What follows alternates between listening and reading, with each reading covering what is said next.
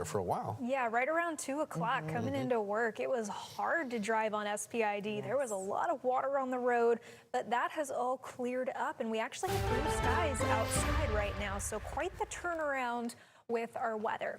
This is a live look from our camera in Petronella. Those blue skies, absolutely gorgeous. This almost looks like one of those backgrounds you would see on a computer with how blue the sky is. Temperatures right now are in the low 80s to upper 70s, and it doesn't feel all that bad, just a touch warmer than it actually is, thanks to the remnant humidity on the ground from this rain earlier today. So the radar right now is a lot quieter and calmer than it was this afternoon. Temperatures, as I mentioned, upper 70s to low 80s.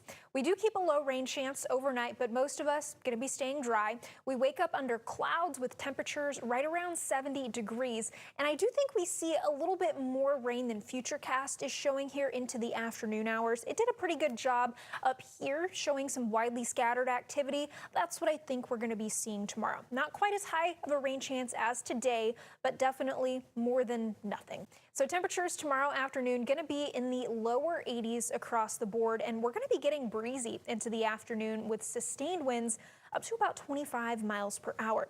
Into Sunday, those winds continue to be pretty strong, bringing in a lot of humidity, and that with the cloud cover is going to push our temperatures up a couple degrees into the 70s. Sunday, we also have a rain chance very similar to tomorrow's, if not just a touch higher, and with extra cloud cover, temperature is going to be a degree or two cooler. Now into Sunday evening, this is when we're going to start to look not only for some rain chances, but also some storm chances. This is because of the upper level pattern going from southwest to northeast, and that's tracking a lot of energy, this red and yellow color across the state of Texas. So this is what's going to be sparking thunderstorms, as well as a dry line over in West Texas and up into the plains. So that's why we're going to see storms being started.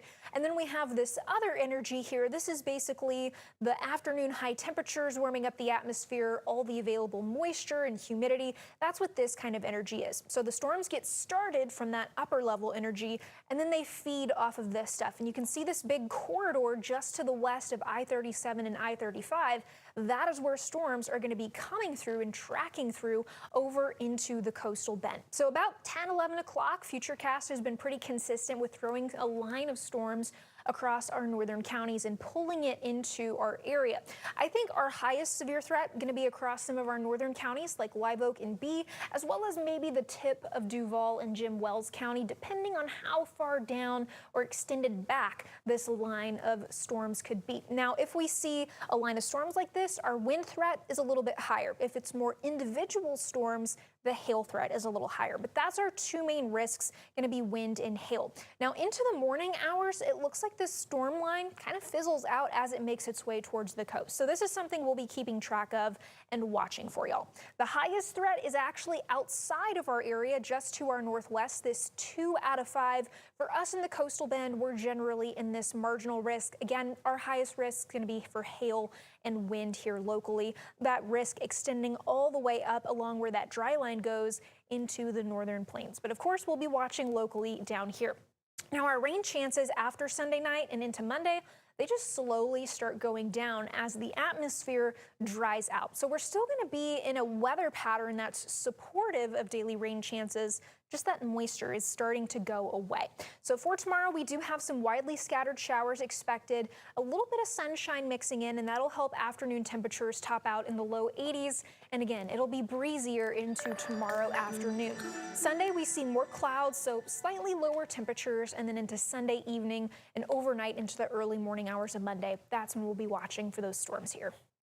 All righty, so make your weekend plans, accordingly. Watch obviously the forecast and the weather blog on KIITV.com. Kristen, thank you.